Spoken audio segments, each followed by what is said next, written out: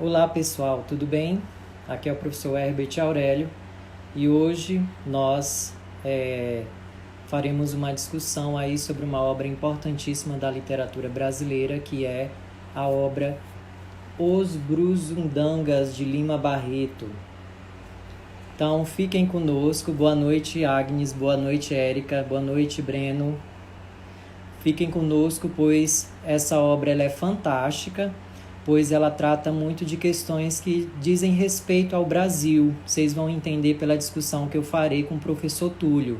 Então, gente, vale a pena a leitura da obra Os Brusundangas, do Lima Barreto, em que ele faz uma crítica pesada, né? Com bastante ironias, bastante sarcasmo da situação política, econômica, social do Brasil. Então, o Lima Barreto, nessa obra, ele faz uma análise perfeita aí desse Brasil abandonado, o Brasil dos esquecidos, né? Que, no caso, somos nós, né? Que estamos aí na base da pirâmide social, enquanto os políticos, aquelas pessoas que têm dinheiro, elas deitam e rolam e estão por cima de nós, né, fazendo que eles bem entenderem, como a gente pode ver e perceber na obra Os Brusundangas. E aí essa capa eu acho ela belíssima porque ela retrata um pouquinho do enredo. Como vocês podem ver, nós temos aí pessoas, né, a princípio bem vestidas, que simbolizam aí os poderosos que são questionados na obra, mas eles estão dentro da lama. Por que dentro da lama? Porque a obra ela vai mostrar essa situação do brasileiro como um todo, né? Dentro da lama. E vocês vão entender pela discussão. Então, o professor Túlio já entrou, eu vou chamar ele para a gente começar a nossa live e dar prosseguimento, tá?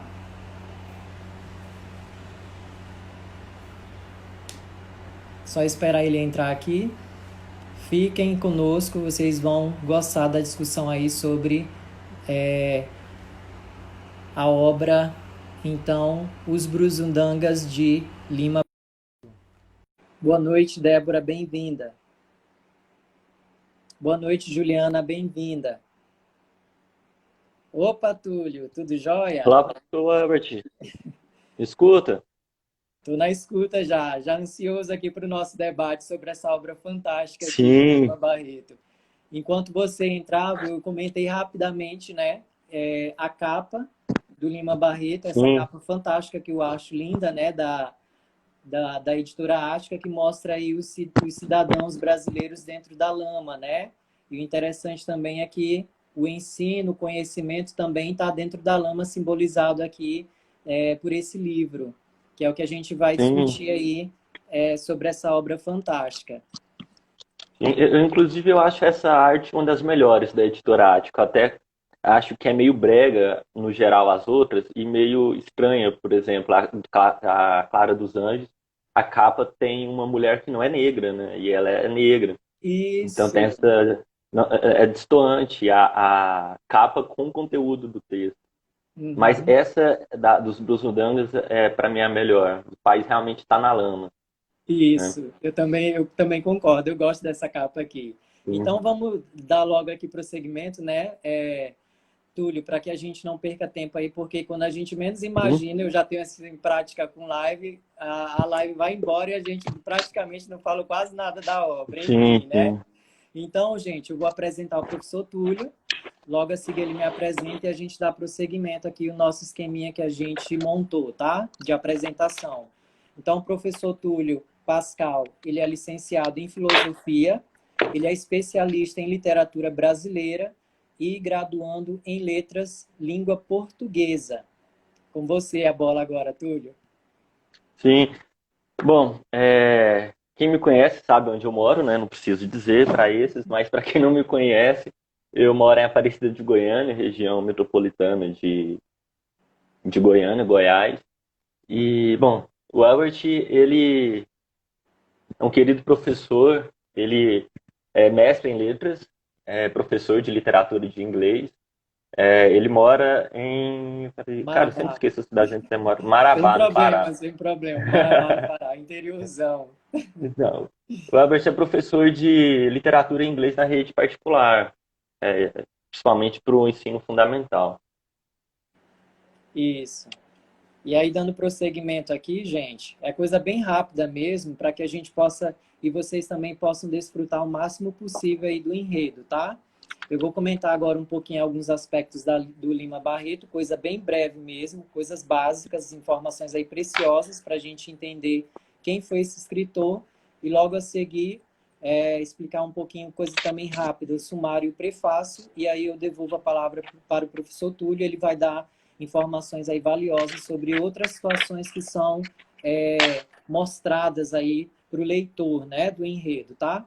Então, o Lima Barreto, ele nasceu no Rio de Janeiro, a 13 de maio de 1881, e aí ele era filho de pais mulatos. Daí você já tira, né, num país praticamente escravocrata, com um sistema ainda praticamente de escravidão, a Lei Áurea só seria assinada em 1888, o Lima Barreto nasceu antes, e aí você já percebe o tom de preconceito e racismo pelo qual ele passaria, né, em vida, quando ele aí crescesse e tivesse noção desse mundo que o cercava, tá? E aí a Lei Áurea, como eu falei para vocês, só vai ser assinada em 1888.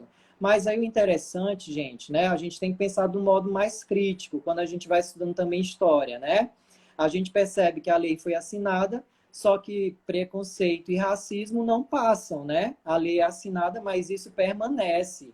E é isso aí que vai ser um dos calcanhares de Aquiles, né? Do Lima Barreto, que vai fazer esse escritor tão bom, né, tão precioso aí para nossa literatura, ele ter aí algumas dificuldades, ele passar por algumas agruras na vida dele, tá? Incluindo aí a questão meio que da depressão, que eu acho que ele teve um pouquinho, né? Não sei se o professor Túlio concorda comigo, Sim, devido a essa concordo. questão do racismo, né, que ele passou, e aí ele se entregou aí também para o alcoolismo, né, como uma válvula de escape para essa situação que ele vai vivenciar e vivenciou lá no jornal, tá?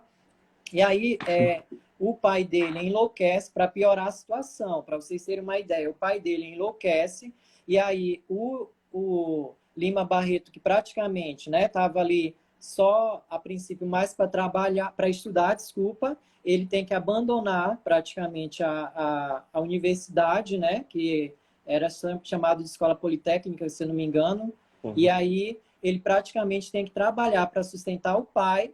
Olha o tanto de pessoa que ele tinha que sustentar. O pai, a esposa, a nova esposa do pai, porque a mãe dele tinha morrido quando ele era criança, e ainda os filhos da esposa e os irmãos dele. Ainda para piorar, né, entre aspas, pela história que eu pesquisei, ele ainda tinha uma espécie de um agregado lá, um homem que morava às custas do pai dele.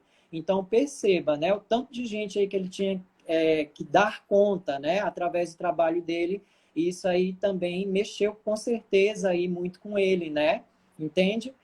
Devido a essa situação. Professor Túlio, se você quiser comentar também qualquer coisa Não, interessante da não, vida, pode é falar, por tá aí bom? mesmo. Sinta-se à vontade. A biografia dele é marcada por grandes problemas, grandes percalços. Isso mesmo. Eu tô com uma colinha aqui atrás, porque senão eu esqueço as coisas. Aí eu tô usando o Esse, computador, esse, enfim. esse agregado, ele é uma figura muito importante. Uma crônica que ele fala, acho que é o Seu Cabinda, ele era ex-escravo, ele conseguiu a alforria trabalhando pro ex-proprietário dele, e ele era escravizado, né? E trabalhava numa plantação de alface, né? E ele conseguiu comprar a alforria dele e continuou trabalhando como era normal, né? Você é alforriado, mas continua ali perto do seu ex-proprietário. E ele foi a pessoa que, né, apresentou a África pro Lema Barreto. Ele dizia assim que os doutores daqui, quando queriam estudar, ia lá para a África. Então ele apresentou a literatura negra, assim, apresentou essa afrodescendência pro Lima. Foi o que despertou isso no Lima. Isso, e eu acho que o ponto interessante aí, né, professor Túlio, é essa questão de que ele se deparou, né, com esse preconceito, esse racismo que não era velado, era escancarado devido a essa questão muito forte ainda do racismo no Brasil, né? Como eu falei, ele nasceu em 1881 e a Lei Áurea só foi assinada em 1889, mas uma lei, ela não elimina preconceito, ela não elimina racismo, que foi o que o Lima Barreto ele teve que enfrentar, né, na vida dele, infelizmente. E aí, gente, só para fechar aqui, com o tempo, né? Então, o Lima Barreto ele precisa trabalhar, né? Precisa dar conta aí de sustentar a família. Ele vai para o jornal chamado Correio da Manhã, que foi um importante jornal aí na carreira dele, né? O Lima Barreto ele era um perfeito escritor praticamente, mas dentro do jornal ele já sofria perseguição, já sofria humilhação por causa da cor dele, que inclusive ele traz isso dentro da obra Recordações do Escrivão Isaías Caminha, que é um texto também fabuloso, né? Um texto aí fantástico. Sim. E aí a gente percebe, né, que os críticos dizem que o Lima Barreto já tinha essa pegada para a literatura. Ele foi para o jornal Correio da Manhã, mas ele já tinha essa pegada para a literatura porque ele produzia, né, ali textos muito bem elaborados, textos muito bem construídos, porque ele teve uma sólida formação. Ele leu muito, né, principalmente filosofia. Eu percebi isso numa pesquisa que eu fiz, tá? E aí, para fechar, né, uma coisa importante aí que eu acho que foi uma das coisas assim que deixou ele muito para baixo, que está relacionada ao preconceito e o racismo, foi que ele produziu então um livro chamado Recordações do Escrivão Isaías Caminhas, que para muitos críticos dizem que é uma autobiografia. Eu também concordo, porque praticamente você percebe que ali tem muito do Lima Barreto, né? E aí ele teve que mandar esse livro para fora, para Portugal, porque provavelmente não, a gente pode afirmar, né? Por causa da cor, né? Por causa dele não ter influência, amigos tão poderosos, ninguém queria, no caso, editar esse livro, vender, né? Talvez aí com medo de ter prejuízo por causa da cor do escritor. Já imaginou um leitor ali do Rio de Janeiro lendo uma obra de um mulato? Talvez isso não era muito concebível, né, na mentalidade aí retrógrada do Rio de Janeiro. E aí ele enfrentou, infelizmente, essa situação, gente. Aí precisou o livro dele sair para Portugal. Olha a lógica, né? Para que o cara fosse reconhecido aí como um grande escritor, tá? E aí, prosseguindo aqui na nossa discussão, eu vou agora falar também aqui alguns pontos relacionados ao sumário e o prefácio, tá? Então, os textos que compõem aqui os Brusudangas, essa obra aí fabulosa do Lima Barreto, eles foram publicados, gente, em duas etapas, tá? Em sua maioria no Semanário ABC do Rio de Janeiro, em 1917. Então, quando você pega o sumário, é coisa rápida, tá, gente? Você percebe que do capítulo 1 até o 22, vou aproximar aqui um pouquinho, esses aqui foram produzidos no ano de 1917. E aí os críticos dizem que esses capítulos que não são numerados, que vieram depois, tá? Que são 16 capítulos, eles foram produzidos como crônicas em diferentes revistas a partir de 1919. Mas o interessante, eu não sei se o professor Túlio concorda comigo, quando a gente lê essa segunda parte, você percebe que o Lima Barreto ele puxa muita coisa que ele já tinha discutido e já tinha mostrado para o leitor, né, nos primeiros capítulos da primeira parte, escritos ali em 1917, entende? Como algumas questões aí que o professor Túlio ele vai pontuar já na fala dele, tá, gente? E aí, prosseguindo, agora falando do prefácio, tá? No prefácio, o autor, ele então assina, né? Eu achei isso interessante, ele assina o texto informando que ele mesmo havia visitado um país chamado Brusundanga, que já eu explico para vocês o que significa isso, tá? E de lá tirar informações valiosas para entender toda a politicagem e a corrupção reinantes nesse país chamado Brusundangas, tá?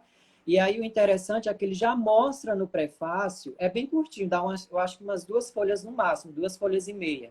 Já mostra no prefácio que os brasileiros eles pagavam, né, o dobro, olha a injustiça, o dobro por alimentos, enquanto que estrangeiros pagavam valores irrisórios, né, valores bem pequenos mesmos. Então ele mostra aí uma certa injustiça já social. E como vocês vão ver pela discussão, no final das contas, né, como vocês muito bem sabem, quem é que paga tudo? Somos nós, né? Nós que estamos aqui na base da pirâmide, desculpa a palavra, nós é que nos lascamos, né, Túlio? Não sei se o Túlio aí concorda comigo, mas acho que sim, né, Túlio? Diz aí, Túlio, alguma coisa. Bom, é curioso ele assinar os prefácios. Ele tem esse hábito de fazer um prefácio que funciona como uma espécie de contato ficcional, em que ele Uhum, mistura a realidade com a ficção. Porque a realidade é que, de fato, existe um Lima Barreto, né, que é ele, mas ele não viajou para país nenhum. Então, isso, acho que já no prefácio de saída já mostra assim, que ele tem essa propriedade de misturar a realidade e a ficção. Isso é uhum, muito, muito próprio dele. E ele mistura também, como você até mencionou, né, em Recordações do escrivão Isaías Caminha, a biografia com a ficção. uhum. Isso, talvez ele seria aí um precursor da autoficção Uhum. no Brasil. Isso. E aí, gente, só caminhando aqui para eu fechar definitivamente, o professor Túlio pegar a palavra, eu disse para vocês que eu explicaria o porquê do título Os Brusundangas, tá? Eu vou explicar bem rápido, porque o professor Túlio ele vai aprofundar mais aí com a discussão que ele vai trazer com algumas partes aí sobre o romance, tá? E outra coisa que antes de eu explicar o título, não dá para a gente falar de várias temáticas, vários problemas que são elencados e apresentados pelo narrador, até por questão de tempo, tá? Então a gente vai pegar aqueles pontos assim que são bem especiais, né? Vamos dizer assim, dentro da obra, né? Vamos até colocar aí entre aspas, porque tem outros capítulos que a gente não vai conseguir contemplar por causa do tempo, tá? Então eu tenho outro livro aqui que também o professor Túlio deve conhecer, que eu li lá no Assim, seu artigo, Túlio. Eu lembro que eu vi você sim, citando. Esse livro é fantástico. Gente, esse livro é maravilhoso, do Oakley, né? R.J. Oakley, eu acho que é britânico. Então, ele é ele britânico. estudou, né? Pode falar, Túlio. É o maior gringo, né? O principal gringo que lê o Lima Barreto é ele. Gente, quando você lê esse livro, eu fiquei assim, boca aberta, né, Túlio? Não sei se você ficou, porque o cara, ele destrincha, ele pegou praticamente todas as obras do Lima Barreto e ele fez uma análise, assim, fantástica, né? Digna mesmo de um doutorado, né? Então, o Oakley, o R.J. Oakley, traz o título Lima Barreto e o Destino da Literatura. Quem tiver interesse, ele explica aí muito, né, da obra do Lima Barreto, dessa questão da literatura militante, que até o professor Túlio vai comentar aí na fala dele, tá, gente? Mas o que eu quero mostrar aqui é que o próprio Oakley ele já trouxe a explicação do porquê Brusudangas, né? Eu vou ler aqui, mas é bem pequenininho, só para vocês terem uma ideia do que é esse país chamado Brusudangas, que o próprio Lima Barreto ele diz que visitou, né? Inclusive, o professor Túlio vai aprofundar essa ideia, tá? Então, para quem está pedindo aí, ó, Lima Barreto e o Destino da Literatura, R.J. Oakley. É um livro fantástico, tá? Então, ele explica assim, ó, na página 118. Lima Barreto começou a publicar artigos sobre a República de Brusundanga em janeiro de 1917, aquilo que eu tinha falado para vocês, Sim, no semanário Carioca ABC, mas já usava a palavra Brusundanga anteriormente em 1911. O grande dicionário da língua portuguesa dá a Brusundanga ou Burundanga o significado de palavreado confuso, cozinhado mal feito, pouco limpo e trapalhada. No plural, a expressão significa ninharias. No prefácio do volume 7 das obras de Lima Barreto, os editores de Lima Barreto concluem razoavelmente que esta mítica república de Brusundanga deve ser vista pelo leitor como um país, presta atenção, como um país das trapalhadas, terra de confusão, bagunça, desorganização. Então, em suma, gente, Brusundangas, né, para quem já percebeu aí, é o próprio Brasil, né? Esse Brasil que é um país aí praticamente jogado às traças, né? Um país louco, um país onde tudo é às avessas, como a gente pode perceber pelo enredo da obra, tá? E aí, eu finalizo aqui essa primeira parte da minha participação. Agora, o professor Túlio ele vai elencar e trabalhar aí alguns outros aspectos importantíssimos para que vocês entendam por que o título Os Brusundangas e por que, né, essa análise aqui do brasileiro dentro de um país onde tudo é lama, né? ou seja, tudo é ruim, até o ensino vai parar na lama, né? Como a gente pode ver nessa capa aí fantástica da editora Ática. Então, professor Túlio, sinta-se à vontade, eu jogo a bola para você. Obrigado. Bom, antes de entrarmos em algumas temáticas, é necessário destacar dois pontos. Primeiro, a estrutura da obra e, segundo, a linguagem que ele usa. Coisas que têm a ver com a estética dele e coisas que têm a ver com a forma, né? O Maurício Silva, que é um estudioso dele, costuma falar bastante da relação entre forma e conteúdo, e apesar de ser um clichê, vale a pena a gente mencionar esse clichê e usar ele, porque ele permite entender um pouco de como ele une a forma e o conteúdo, porque a forma que ele aplica e o conteúdo que ele insere nessa forma tem tudo a ver com a crítica social que ele faz nos Brusundangos a respeito de uma escola, que é a escola literária do país, que é a escola dos Samoedas. Inclusive, é uma escola, um tema muito importante, né, Albert? A gente entrou em consenso de que esse é um capítulo muito importante, não é à toa que é o capítulo especial do livro.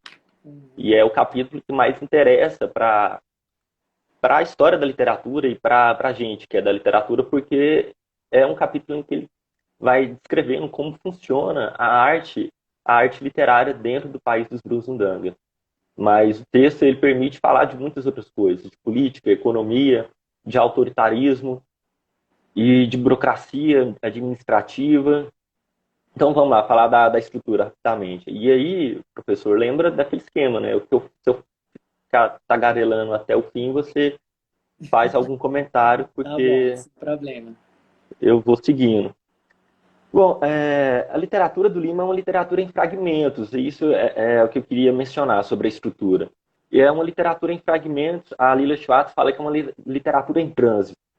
Uma literatura em trânsito porque eu interpreto a palavra trânsito porque ele transita por vários gêneros. Do romance, das crônicas, dos contos. Ele até chegou a arriscar uns dois versinhos numa poesia horrível que a Lila Schwartz registra na biografia, assim, ainda bem que ele seguiu para a prosa. Então, assim, ele transita por vários espaços, ele é um escritor em movimento, ele é um andarilho, ele transita por vários gêneros e ele transita também por todo o espaço geográfico do Rio de Janeiro. Ele vai de Todos os Santos, no subúrbio, para o centro. Então, ele é uma literatura em trânsito, uma literatura em movimento e uma literatura em fragmentos. Porque Os Brussundangas não é um livro que ele fez assim, olha, eu vou escrever esse livro, teve uma data de início tal, uma data de fechamento tal, e o livro está ali amarradinho, fechadinho, não. Ele simplesmente foi publicando, né, como você disse, desde 1911, certo? E a primeira crônica assim, oficial mesmo do livro, que começa a sair no ABC com esse título, é de 1917. Mas o livro só vai ser publicado integralmente depois da morte dele. O editor compra o livro, o editor dele compra o livro por uma ninharia de 17 mil reais, que hoje é equivalente a menos de 2 mil reais. Então imagina, você redigir uma obra e vender os direitos autorais eternamente por menos de 2 mil reais. Se a gente for fazer assim O interessante, né, Túlio, que o Lima Barreto um escritor tão perfeito assim, né, na minha visão, mas ele morreu praticamente pobre, né? Para você ter uma ideia assim, ele morreu muito pobre. dessa Muito relação aí pobre. com o público leitor em relação à obra fantástica dele, entende? Que eu acho isso um Sim, absurdo. ele morria perturbado, ele vivia muito perturbado com a questão financeira, né? Nos diários dele, no diário íntimo, ele várias vezes se queixa de não ter dinheiro e ele era conhecido como mordedor. Mordedor porque ele sempre estava mordendo alguma coisa dos seus amigos. Ou era dinheiro para passagem, ou era uma coxinha, uma vendinha para ele se alimentar, ou era mesmo uma dose de Paraty, de cachaça. Então ele sempre teve problemas financeiros, ele vendeu o livro por esse valor irrisório, e aí depois que ele morreu, o editor faz o marketing dizendo que esse era o último livro do Lima, e o livro, então, é só publicado depois da morte dele. Mas ele começa a publicar, assim, regularmente, montando esse quebra-cabeça, esse fragmento, esse mosaico, e que no final das contas, quando o livro é publicado, ele dá uma unidade. Ele começa a montar esse quebra-cabeça antes de 1917, mas no ABC mesmo é só em 1917, em janeiro. E aí as crônicas vão aí seguindo um fluxo contínuo até maio, por aí, uns 4, 5 meses. Talvez E essa. ainda me... Desculpa, pode terminar. Não, não, não, sim. Não, o que Talvez eu ia dizer essa. não, sim, Foi sim, mal, sim. de novo. Não, é bom você fazer seu comentário, que aí eu Tá consigo bom. ter mais tempo depois para arrematar o meu. Tá bom. Só ligando aí com o que você já disse, né? Provavelmente, como o Lima estava nessa pegada aí do romance, né? Que era escrito em folhetim, né? Por isso que ele foi produzindo esses fragmentos durante os anos. Começou lá em 1911, depois 1917, quando a primeira parte praticamente estava toda pronta, e aí a segunda finaliza em 1919, porque tinha muito do escritor dessa questão que a gente aprende mesmo em literatura, pela história da literatura, que era capítulos curtinhos vindo dos periódicos, né? Até porque o Lima Barreto, ele Uhum. escrevia para jornal, ele era É, jornalista. sim, Era esse ponto sim. aí que eu acho que é importante para a gente entender É, essa questão da sim, seriação que você mencionou. sim, esse ponto, inclusive, tá aqui como o tópico B, o subtópico B dentro desse tópico, porque ele é importantíssimo, né? A literatura do Lima não existe sem a relação com o jornal. Ele era um literato, mas ele era também um jornalista, né? E eu acho muito legal, por exemplo, a Wikipédia, né, que tem uma fama assim, de distorcer o biografismo de vários autores. Na Wikipédia mesmo está lá dizendo jornalista, aparece jornalista no início. Que ele era um jornalista e a literatura dele está nessa intersecção entre o jornalismo e a ficção, entre a literatura. Não dá para separar isso no Lima, não dá para separar o jornalismo dele, porque ele publica muita coisa nos jornais. Ele participava ele era redator de vários jornais ao mesmo tempo. Ele pegava uma demanda enorme de trabalho, escrevia várias crônicas para conseguir ter uma renda depois que ele aposenta na Secretaria da Guerra. Então é isso que você falou, é isso, Lima e o jornalismo. Isso significa que a obra dele é publicada, grande parte da obra dele é publicada no jornal. A obra principal dele, que é o Policarpo Quaresma, foi publicado primeiro no jornal, depois, ou seja, em folhetim, né? Cada semana sai um capítulo curto, que tem que ter um gancho com o próximo. Clara dos Anjos começou a ser publicada também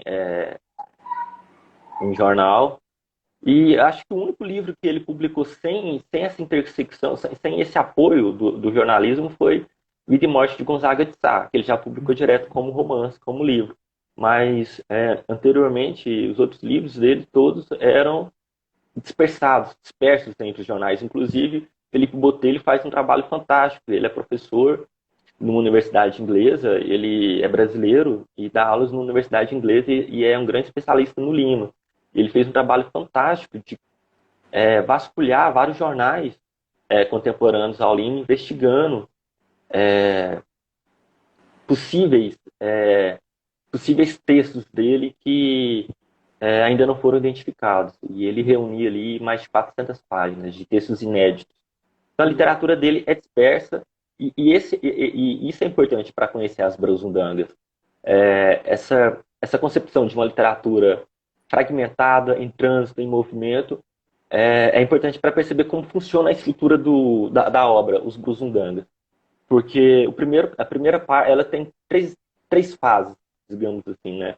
Primeira fase em que ele descreve o país, várias características do país, e depois ele tem uma seção chamada de notas soltas, em que ele escreve notas esporádicas sobre algumas impressões dele sobre o país.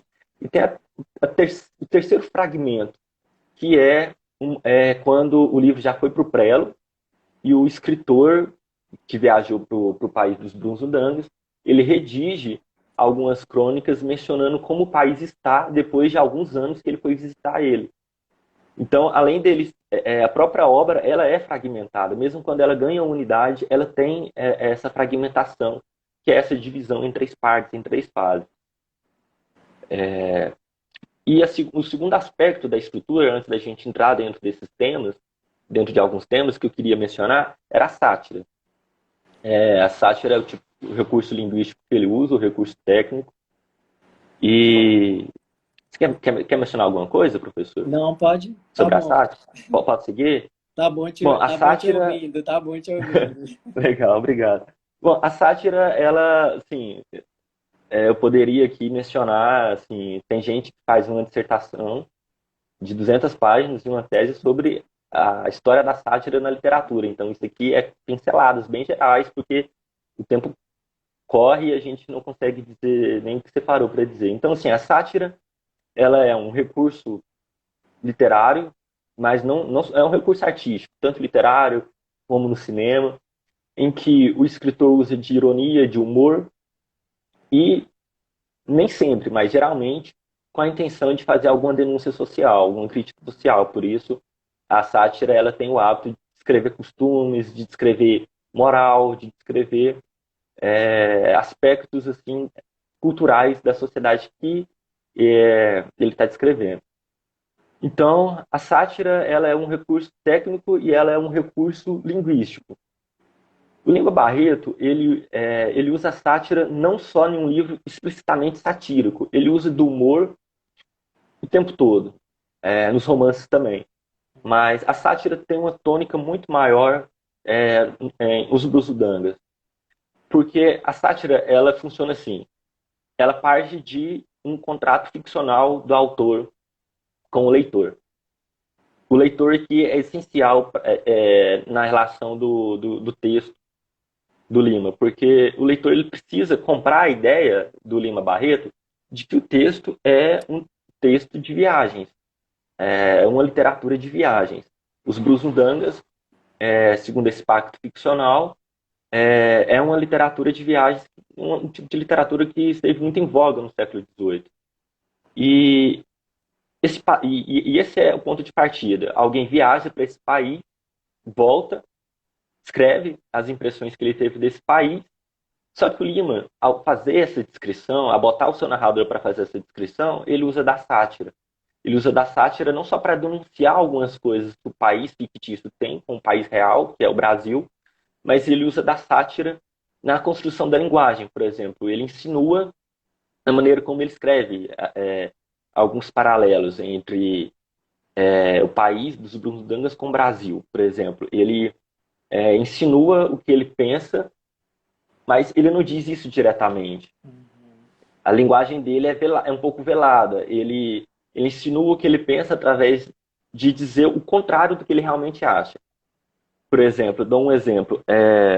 Há um trecho, eu não vou aqui procurar nos post-its, porque senão eu me perderia, mas um exemplo de como funciona, só do funcionamento da linguagem dele, de como funciona essa sátira. Ele pega um momento em que ele fala assim, olha, o país dos Brusundangas, e ele elenca vários problemas, e ele fala assim, olha, inclusive, eu vou parar de narrar por aqui, porque funciona, porque vai que algum patrício meu, algum concidadão meu, usa esses exemplos para esbodegar de vez o Brasil. Então, ele usa desse humor o tempo todo, e ele diz algo a sério, como se estivesse falando a sério, mas ele conclui com alguma coisa assim de humor que denuncia que aquilo não é tão sério assim. Uhum. Que as virtudes que ele descreve do país dos Brusundangas não são exatamente virtudes. E é a partir desse jogo entre a ironia, desse jogo da ironia, que insinua, mas diz o que ele quer dizer. Ele não deixa de dizer o que ele quer dizer. Em alguns momentos ele é muito explícito, né? Ele não chega nem a usar uma linguagem velada. Ele realmente diz que o país é um país cheio de problemas. Ele fala que ele descreve a sociedade dos Brusundangas com adjetivos bem pesados. Ele diz que Brusundangas é um país vaidoso, um país medíocre, de pessoas vaidosas, medíocres e superficiais e extremamente preocupadas com a aparência. Nesses Vazias momentos, também, né, Túlio? vazias, Quando nesses momentos eu, ele fala nos meus sério. livros, nas minhas leituras, eu sempre faço marcações, né? Eu não consigo ficar ali só lendo. Eu faço marcação, eu às vezes, dependendo do livro, também copio, né, no caderno algumas impressões que eu vou tirando da leitura. E aí eu sempre ia marcando essas palavras pela leitura, né? Então eu marquei Sim, superficialidade, mediocridade, futilidade, vazio, porque é isso que você percebe no enredo da obra, né? E se você me permite falar um pouquinho mais sim, sobre a questão da sátira, né? Então, o Lima Barreto, ele então, ele se baseou lá no Swift, né? Não sei se você ia comentar sim, aí. eu vou mencionar, inclusive é Ah, uma tá, leitura desculpa. Então, próxima. vou falar Não, não, outra coisa. menciona, não Tá, menciona, porque as nossas impressões nem sempre são as tá mesmas, bom. menciona. E aí você percebe que no Swift ele também criticava, né? Porque a intenção da sátira, gente, ela é fazer essa crítica através da ironia, que eu nem digo tanto que é velado, eu digo que é claro mesmo, né? Porque você Sim, percebe ironias escancaradas no texto, né? O deboche ali mesmo na cara do leitor. E aí o deboche, sim, interessante aqui, os Brusundangas, então, ele é realmente essa extensão aí do Swift, né, onde você percebe que há essa desconstrução desse país, que a princípio era para ser um país perfeito, né, como o professor Túlio apontou, mas quando você realmente adentra no país, né, adentra o país, você percebe que o país ela é totalmente o contrário, né? Por isso que a sátira ela faz essa desconstrução para mostrar aí, né, pelo título Os Brusundangas, que você já deve ter percebido, eu falei lá no início, que é o próprio Brasil, né? Só que o Brasil visto às avessas. Não é aquele Brasil certinho, perfeito, sim, que você conhece lá fora como país de riquezas, né? E que é tudo perfeito. Quando você entra, você percebe o tanto de falcatruas que tem, o tanto de pessoas inescrupulosas que existem no país, governando o país, né? E aí a população sofrendo e padecendo. E aí é isso que eu acho que um ponto aí chave da questão da sátira e da sim, desconstrução que o Lima Barreto ele traz para a obra, né? sim, sim. E isso amplia a sátira em Lima, porque essa sátira ela está muito colada numa paródia. Como você Uhum. disse, né? Essa é o que você mencionou da história do Brasil, essa é a versão oficial, né? É uma versão idílica que transforma o Brasil num paraíso tropical. E isso está presente desde do primeiro texto escrito da literatura que a gente tem, que é a carta, né? E desde que caminha, o Brasil é descrito como um paraíso tropical na Terra, Uhum. de beleza natural e inesgotável enorme, né? Inclusive o comportamento do brasileiro reflete isso, né? De tratar a natureza como se fosse uma fonte ilimitada e não Tem até uma e outra sempre obra, renovável. tem até uma outra obra aí também contemporânea do Lima Barreto, que também ela liga a esse ponto que você falou, que é chave, né, para a gente entender essa imagem errada aí que é construída sobre o Brasil, que é chamado Canaã, do Graça Aranha, né? Não sei se você Sim, lembra sim, dessa sim, obra. sim, Aquele sim, título, gente, ele é totalmente irônico, porque o Brasil não tinha nada de Canaã, né? Quando você vai olhar realmente o dentro, né? Tira esse olhar do fora e foca no dentro, você percebe que é totalmente o contrário daquilo que você imaginava.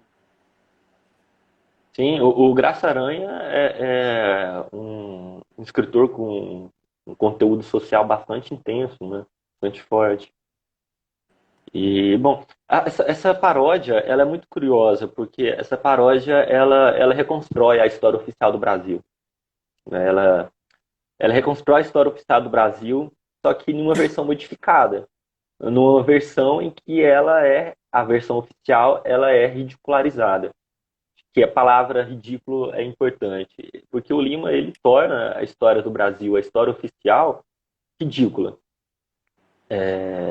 A história da República Brasileira é uma história ridícula. Ele menciona que a República, ele menciona vários problemas da República autoritária, serve para cavação, como é uma linguagem popular da época. Cavação significa estabelecer uma carreira na base das costas quentes, né, dos contatos e das relações, que é muito próprio do que você tem mencionado, né, do jeitinho brasileiro, que é muito, muito próprio do jeitinho brasileiro, que considera mais isso do que efetivamente a competência das pessoas. E o Lima critica que a história do Brasil, através dessa paródia da história oficial, é a história de uma república que usa os cargos públicos para colocar neles cargos, na verdade, de pessoas próximas. Ele fala que o político, assim, a primeira coisa que ele faz é inserir ou inventar novos cargos para que as pessoas tenham trabalho, as pessoas, a família dele, os seus amigos tenham trabalho. Então, esse patrimonialismo é um componente importante da paródia, porque a gente crê muito em uma espécie de... Essa palavra para mim é tão ridícula que eu até esqueço o nome dela, de fazer algo por si mesmo. Como que é o nome? Egoísmo, egoísmo, Não, egocentrismo, não, meritocracia, isso. A gente crê tanto, a história oficial nos diz tanto da existência da meritocracia, mas o que ah, Lima mostra é que a república funciona desde o início como uma cavação, em que os políticos eles criam cargos, ele assume uma secretaria, um ministro assume uma secretaria, uma pasta, e ele vai criando ali várias secretarias, várias funções para inserir as pessoas que ele conhece nela. É a corrupção, o jeitinho brasileiro, essa é a tônica, né, nos Brusundangas, denunciando o quanto, na verdade, somos uma sociedade corrupta, que não é novidade para ninguém, mas isso era ainda mais pesado no início do século XX. Era ainda mais pesado porque no início do século XX existia um movimento chamado ufanista, né, em que defendia as cores brasileiras, defendia o nacionalismo, e isso era muito, muito mais intenso no início do século XX. E esse nacionalismo ele tem sido recuperado agora com o governo atual. Mas se a gente for observar como funcionava a literatura, o contexto do século XX, os Brusudangas é uma crítica indigesta. Os isso. E Brusudangas é uma crítica indigesta. você me permite fazer só mais um comentário, Sim, Túlio, de algo importante que você falou? Me permite? sim, sim, claro, claro, claro. Então, você falou lá da questão dos políticos, né? Gente, essa obra é fantástica. Eu acho que toda escola, todo menino brasileiro deveria ler essa obra, né? Mas só que ele é tão pesado em relação à política que eu acho que os governantes aí ficariam aí meio aí muito É preocupados, né? pesado. No mínimo. E aí o que que acontece? Mas não é essa observação não, tá? O que que acontece? Então, o professor Túlio, gente, ele mostrou uma coisa importantíssima. Ele mostra que os políticos, né, eles são oportunistas, conseguem ali cargos, altos cargos e altas honrarias, quando eles não deveriam ter, né? E o interessante também, Túlio, é mencionar, puxando aqui a questão do livro que também está dentro da lama, o conhecimento, né? Você percebe na leitura da obra que esses políticos eles são tão burros que eles não têm nem essa capacidade de pensar por si só, né? Eles não têm conhecimento, eles desprezam a literatura, né? Pela leitura da obra você percebe isso, o que mostra que eles eram vazios de conhecimento.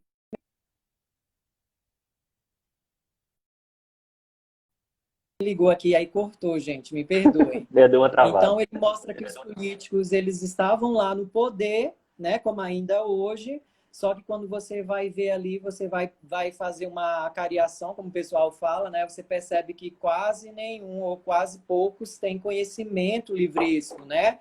Eles são vazios na questão da intelectualidade, entende? É uma questão aí pontual também que eu acho fascinante aí pela leitura do enredo, né, da obra do Lima Barreto. Ou seja, você é governado por políticos que deveriam ter um mínimo de conhecimento aí, né, intelectual importante para reger uma nação, mas quando você vai ver, né, de fato o político ele é vazio. Ele não sabe, às vezes não sabe nem se comunicar, né? Tem que ter alguém atrás dele para, tipo assim, influenciar ali, ajudar ele no discurso, que é algo também que o Lima Barreto ele explorou em outro romance chamado Numa e a Ninfa, tá? Então fica aí a dica, beleza? Mas ele já trabalha essa questão aqui na obra, tá? Que foi o que o professor Túlio apontou aí, beleza? Com você de novo a palavra.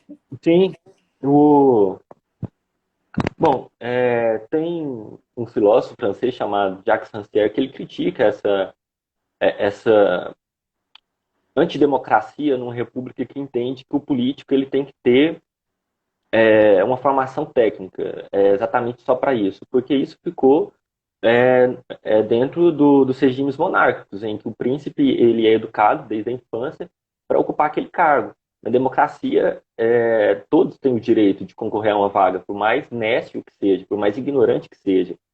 Né? E isso é bom deixar claro, né, gente? A gente não está falando que tem que ser só alguém graduado Isso. em ciência política Obrigado que aí, tem Túlio, que que ser talvez as político. pessoas pensaram aí, Não, talvez já, erroneamente, né, eu pela minha já, análise, mas não é isso, gente, eu calma aí, vamos por já fiz partes, esse tá? comentário para evitar equívocos, futuros equívocos. Mas é curioso que não é isso que o Lima, né? Assim, o Lima ele tem mencionado que quanto os políticos das Brunsundangas despreza o saber, despreza a leitura, despreza os livros, né? Inclusive é critério principal dos ministros critério principal para ser ministro no país dos Brunsudangas não entender nada da pasta que ele vai gerir. Isso é critério. E o presidente é chamado lá de manda-chuva, que a gente chama de presidente, lá é manda-chuva. Ele, ele é um provinciano, ignorante, que nunca foi à cidade, e que ele não tem habilidade de leitor, como leitor nenhum. Isso é critério também para ser presidente no país das Brusundangas, porque é um país que despreza o saber, ele despreza os escritores autênticos. O Lima ele menciona isso, que os literatos, os poetas autênticos, eles são engolidos pelo sistema ou eles nem chegam a ser considerados. Né? Os poetas autênticos, de saber autênticos, ele acaba entrando dentro de um sistema que é o sistema da cavação, né? O sistema de usar a arte, de usar a literatura para galgar uma carreira política. Então, é um país que não é autêntico. Né? Inclusive, não sei se você lembra, Welbert, que no museu do país, as telas lá são cópias. Não existem Uhum. telas originais. É um país em que a Inclusive, crítica é imitativa, a arte é imitativa, apenas imitação, não há criação alguma no país. isso, e aí você me fez lembrar, interessante, né, gente? É desse jeito, a discussão sempre puxa assunto, né? Então, engraçado também que o Lima Barreto, ele até trabalha essa questão ali de forma muito irônica, né? Quando eu li essa parte, eu ri tanto. Ele vai lá num determinado local da Brusundanga, né? Que, pela análise que eu fiz, eu acho que seria Niterói. Eu não sei se é isso, tá, gente? Porque ele não menciona. E aí o que que acontece? Ele foi, né, todo bonitinho lá, pensando que ele ia encontrar um quadro original, porque estavam fazendo aquele anúncio, aquele estardalhaço nos jornais. Olha, vai chegar lá o quadro da Mona Lisa, né? Quando ele É, chegou lá, ele se deparou, era era uma uma réplica, cópia. era uma Aí o cópia. cara Né? ficou com a cabeça lá embaixo, né? Tipo assim, como assim, né? Estavam mencionando, fazendo toda aquela pompa, dizendo que era algo, né, vindo de fora e tal, quando você vai ver uma cópia. E aí eu lembrei também, Túlio, rapidinho, já já que eu te dou a palavra, Sim. viu? Eu lembrei também que tem um momento da obra que eles fazem que o Lima ele mostra uma discussão feita sobre a Magna Carta brasileira, né? Não sei se você lembra, que foram escolhidos lá três políticos inescrupulosos, né? Burros, né? Vou ter que usar essa palavra bem aqui, tá? Que quando eles foram produzir o documento, eles não sabiam nem para onde ir. Olha só, político, né, que Ah, trabalha genial. no legislativo, né, que deve saber aí o mínimo de leis possíveis, eles não sabiam produzir essa carta magna. Aí tá, produziram esse documento lá chamado Carta Magna, né? Foi parar lá na votação lá na Câmara, aí voltou. Aí o narrador ele é tão irônico, né? E debochado que ele fala assim, graças a Deus, mais ou menos, tá, gente? O que é que ele fala? Graças a Deus parou lá no Senado, porque já pensou se isso fosse para frente, né? Como é que o Brasil, com que cara que a gente ia olhar para esse país onde pessoas ineptas, né? Pessoas ignorantes produzem um documento dessa magnitude quando não deveria, né? E aí ele mostra que depois, o interessante, só para fechar, que depois é feito realmente a Magna Carta, que vai reger toda a nação, mas quando. Aí ele termina também de forma irônica. Quando vai ver a Magna Carta, era só cópia. Cópia de algo que já tinha sido produzido em outro Sim. país. Aí eu E lembrei da aí, imitação que você falou aí, que eu achei sim, assim, fantástico, tudo né? no, No enredo. tem tudo no país dos Brusudangas é uma imitação. Por exemplo, a literatura, os poemas da escola principal, chamada de expoentes, os expoentes da literatura dos Brusundangas. A principal técnica literária deles é imitar. Imitar poemas de um tal de. O nome é tão bizarro, o Lima coloca nomes bizarros nesses personagens de Tuk-tuk. autoridade justamente para Não sei se tu zombar. É lembra. Tuk Tuk Fit Fit. Isso, Tuk tuk-tuk, Tuk Fit Fit. fit-fit. Então, a literatura dos Brusudangas, os poetas dos Brusudangas, a principal técnica é imitar os versos bem medíocres de um poeta da Sibéria, que por acaso é o príncipe da Sibéria. E eles não só imitam a técnica dele, ele imita as vestes dele. Então imagina só, um país tropical que usa roupas de urso, Gente, porque a eu achei isso referência fantástico dele na é obra. um país Imitando. polar que também usa roupas com pele de urso.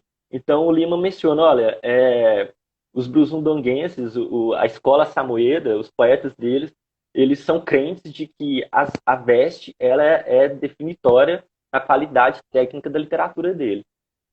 E é imitativa a arte e eu quero retomar o que você mencionou, que é fundamental, que é a Constituição. Não sei, no enredo há um momento em que os políticos se reúnem para fazer essa Constituição e a primeira coisa que eles perguntam uns aos outros é qual é a Constituição que a gente vai imitar?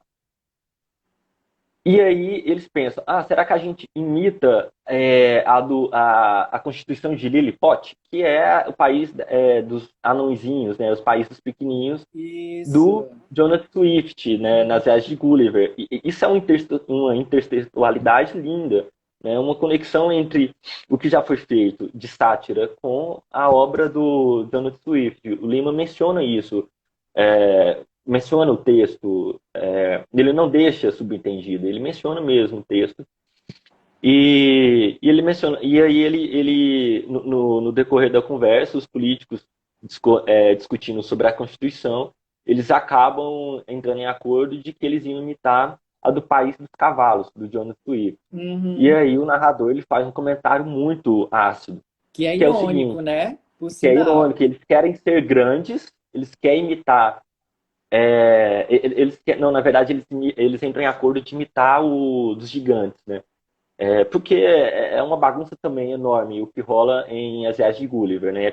Pessoas pequenas, cavalos inteligentes e gigantes. E eles falam, olha, vamos imitar então a Constituição dos Gigantes. E aí o narrador faz o seguinte comentário que é muito ácido. Os brusudanguenses querem uma Constituição de gigantes, mas eles mesmos são pequenos. Eles podem ser definidos em suma numa palavra, medíocre. É muito pesado isso, porque quando ele descreve qual é a lei magna, a principal lei do país, a coisa ainda piora. Já não basta eles quererem imitar uma constituição de um país que não é o deles, a principal lei ela ainda consegue piorar. Nada que não está feio que não possa piorar. Eles ainda pioram as coisas. Eu vou ler aqui para vocês a lei principal desse país. Então, aqui, olha, a gente só reconstituindo o que a gente já fez.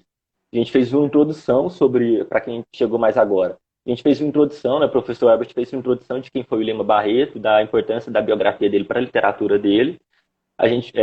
O título é Os Brusundangas. E depois a gente passou para mencionar a estrutura, que é uma estrutura fragmentada, dividida em várias crônicas, cuja linguagem é uma linguagem satírica. Também é uma técnica, que é o recurso que ele usa. Então, agora, a gente vai começar. Eu começo a falar de alguns temas, de alguns tópicos temáticos, que é o conteúdo que ele insere dentro dessa forma satírica que ele usa, que é a Constituição. É um tema político, é um tema dentro, que funciona dentro da temática política. E essa principal lei, ela diz o seguinte: toda vez que um artigo dessa Constituição ferir os interesses de parentes de pessoas da situação ou de membros dela, fica subentendido que ele não tem aplicação no caso. Ou seja, toda vez que você procurar a justiça, se no seu litígio, o seu oponente, se a lei ferir esse oponente seu, automaticamente ela está anulada. Ou seja, é uma lei, é uma Constituição que prioriza as pessoas que já são do governo. Ou seja, a lei Injusta, né? funciona, Trabalha aí a sim, é uma lei injustiça. completamente injusta, porque ela não tem equilíbrio, ela não tem. Apenas quem tem direito a essa justiça são as pessoas que o Lima chama de situação. Pessoas que estão de situação as pessoas que são do governo, as pessoas que, como ele diz, não são só membros, mas são parentes das pessoas que estão no governo. Se a situação mudar, se o governo mudar, as pessoas que estão nessa situação também mudam. Isso é o que os historiadores chamam de patrimonialismo. Né? Quando as pessoas que governam uma nação, ela transforma a nação, não só o território, mas toda a estrutura do país, como uma extensão da vida privada dele, como uma extensão da casa dele, e como uma extensão do próprio território e das posses dele. Então, o Lima já menciona isso, que é uma ferida na nossa política, que é uma ferida muito forte, que é o fato de que a política serve apenas para melhorar a vida das pessoas de situação, que estão no governo ou são próximas de quem está no governo. E quem se dá E o bem Lima sempre faz são isso. os políticos, né? Quem se dá bem são quem está lá no poder, quem tem uma certa ligação, né? Quem tem ali o apadrinhamento, né? A população na miséria. Inclusive, né? O narrador ele é tão irônico, usa tantos comentários ácidos que ele mostra que no final das contas quem realmente vai pagar tudo, né? Como ele mostra lá, é a própria população, porque a população até na ignorância dela, tem um momento lá do ministro Pancom, que eu vou falar depois, gente, já vou Sim, puxando sim. aqui, porque puxa, né? A população fica lá aplaudindo, né? Aplaudindo o político que deveria fazer algo pelo país, mas está todo mundo lá aplaudindo quando deveria E estar ele faz só pelos questionando, seus, né? né?